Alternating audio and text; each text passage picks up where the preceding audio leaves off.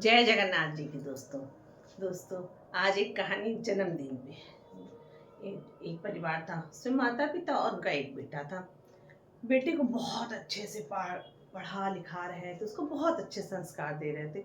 वो लोग इतने अच्छे थे, उनके क्या इतने ज़्यादा मेहमान आते, वो मेहमानों का आवाभगत करते रहते, सारा समय उनका इसी मतलब मेल जोल में निकल जाता।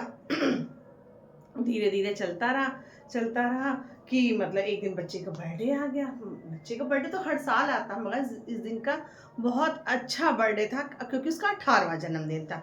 18वें जन्मदिन में उनके माता पिता ने सोचा कि मतलब हम इस बार बच्चे का बर्थडे बहुत धूमधाम से मनाएंगे। रात का समय हुआ, तीनों लोग एक साथ खाना खाने बैठे। जब खाना खाने बैठे तो बच्चे से बोले कि इस बार तुम्हारा 18वां जन्मदिन है, हम चाहते हैं सारे नाते रिश्तेदारों के साथ तुम्हारा बर्थडे मनाएं, ताकि कहीं ऐसा ना हो कि अगले साल तक तुम बाहर पढ़ने के लिए चले जाओ, तुम्हारी पढ़ाइयाँ भी बहुत मतलब बढ़ती चली जा रही हैं। तो इस वजह से तो बोला ठीक है। अब वो दोनों अपने प्लानिंग की तैयारियों मतलब सब तैयारियों में वो लोग लग गए कि हमें ये करना है, तुम्हें ये करना है और मम्मी को ये करना है अपना। हाँ, सवेरे बोले कि हमने लिस्ट बना दी है अपने बेटे से, और तुम ऐसा करना सबको फ़ोन कर देना जिनको जिनको बुलाना हो। बोले अच्छा। तो बोला बेटा ने कहा ठीक है पिताजी। और वो बच्चा था मगर बहुत गंभीर और बड़ा समझदार बच्चा था। थोड़ी देर उसने देखा पिताजी ने तो बहुत सारे रिश्तेदारों की लिस्ट बना दी है।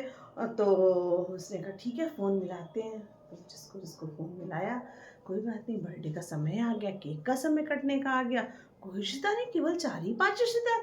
उनके पिताजी ने कहा अरे बेटा, हमने तो तुमको इतने सारे मेहमानों की लिस्ट दी थी, तुमने तो केवल 4 ही 5, अभी तक तो केवल 4-5 रिश्तेदार आए हैं। तो बोला पिताजी मुझे माफ़ करिएगा। बोले मतलब? बोले इसलिए क्योंकि हमने जो जो सारे रिश्तेदारों को फ़ोन मिलाया था, बस एक बात उसमें ऐड कर दी थी। बोले क्या ऐड कर दी थी? हमने बोले सारे रिश्तेदारों से कह दिया था कि हम लोग बड़ी परेशानी में चल रहे हैं, आज शाम को आप लोग हमारे घर खाना खाने आइएगा, उसमें से हम आपसे बातचीत करेंगे। वो और सबसे कहा था हमने। बोले अच्छा। बोले बस यही रिश्तेदार हैं जो इस बात को सुनने के बावजूद भी ये लोग आ गए। बोले अब उनके माता पिता की आंखें खुली कि बोला मेरा बच्चा इतना समझदार। बोले पापा यही हमारे सच्चे रिश्तेदार हैं जो हमारे सुख दुख दोनों में काम आवे।